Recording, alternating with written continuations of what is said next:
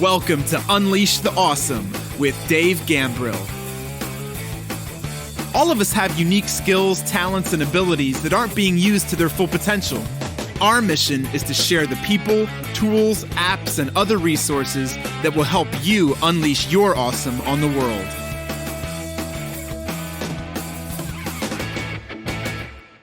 Yo, what's up? It's Dave. Welcome to another episode of Unleash the Awesome. Today, let's talk about how top performers overcome their nerves, their butterflies, their fear, whatever those things are. And if you didn't listen to the last episode, you probably should check that out. It's where I talk about some of these fear-based and scarcity-based words that we use and how to start to reprogram that anyway.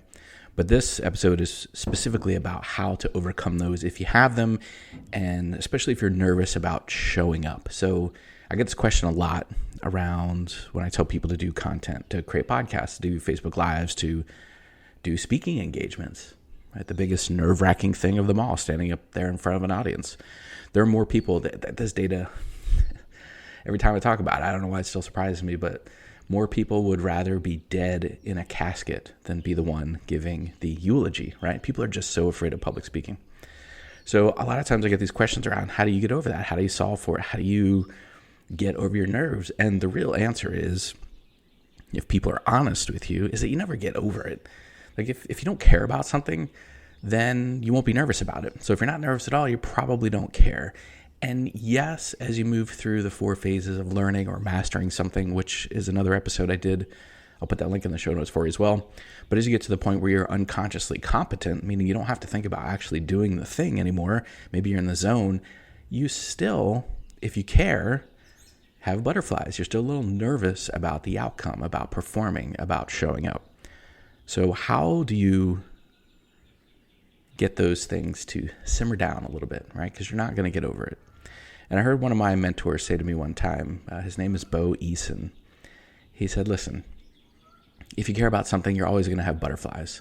That feeling in your stomach, the butterflies. He said, the trick is, how do you get those butterflies to fly in alignment? I was like, ooh, that's a good one, Bo. That's awesome. Thank you.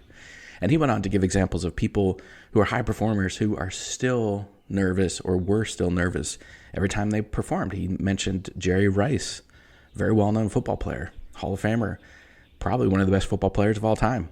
He would still get nervous before games, not about how he was showing up necessarily, but how he would show up for his teammates, which is actually a little foreshadowing here for our episode. Bruce Springsteen still apparently gets nervous before he goes out on stage. There's lots of people that have this problem. So the trick is, you have to make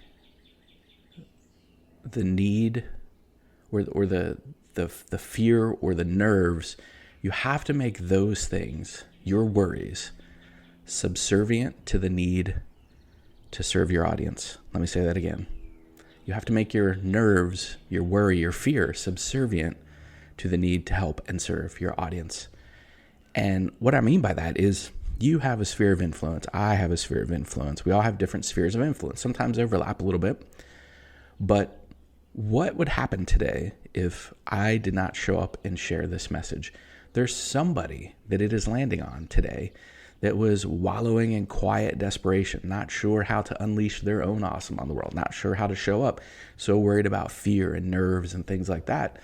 And maybe something I said today can change the trajectory of their life, right? And I'm not saying it's about me or this thing in particular, right? But as way of an example, think about that. What would happen if you didn't share your gifts, your talents, your ability, your message, your teaching, your experience with people in your sphere of influence, and you had people out there that you could be impacting, and they are just living lives of quiet desperation? They wish they could do, be, and have more. They're just trying to break free, break out. What happens if you don't show up and share your inspirational message, your motivation? Maybe you have a tactic or something that will help them escape, get the escape velocity so they can get away from whatever situation they're in, and then go have a really awesome outcome for them and their family and the people they impact. Think about the butterfly effect of that, right? The ripples when somebody does that. So I guess my question to you, if you're nervous about these things and you're really worried about it, then ask yourself the question, what would happen to my audience today? What would happen to my followers? What would happen to my sphere of influence today if I don't show up? If I don't show up and share that message, if I don't show up and teach that thing. And the reality is, I know a lot of you are worried about haters, but a hater is a required part of the process. That was another episode I did, one of the first 2 or 3 episodes of this podcast. I'll link to that in the show notes for you as well. Right? You're going to get haters, but just know they're coming, right? You get to the point where like, okay, cool, awesome. I must be doing something great because haters and trolls are showing up. Because you got to remember, for some people, the only taste of success they'll get is when they take a bite of yours, right? So you put those haters aside and you're like, okay, well, let me get out there and help people. What if I don't show up? What if I don't help? What if I don't share my gifts with the world? What would happen? You are not doing anybody any favors by playing small. You're not doing anybody any favors by dimming your own light because it's too bright for others. Too bad. Tell those people to get sunglasses, okay? Or maybe, I don't know, sell sunglasses if you're that bright.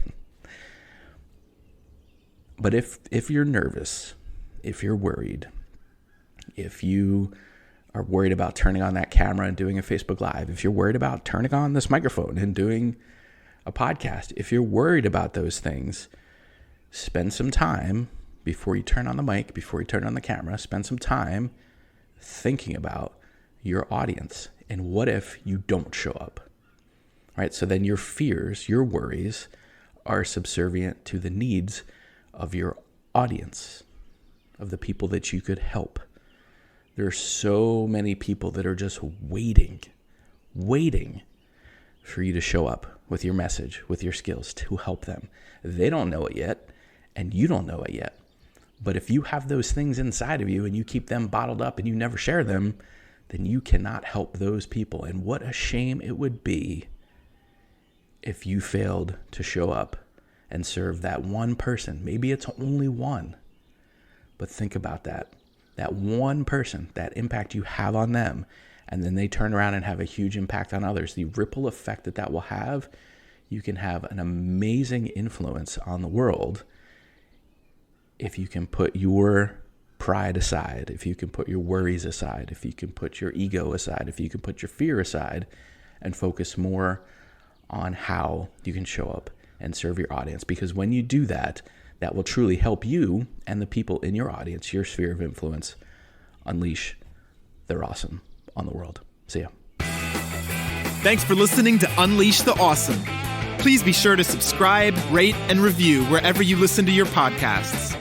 And please share us on your favorite social media platforms using #UnleashAwesome.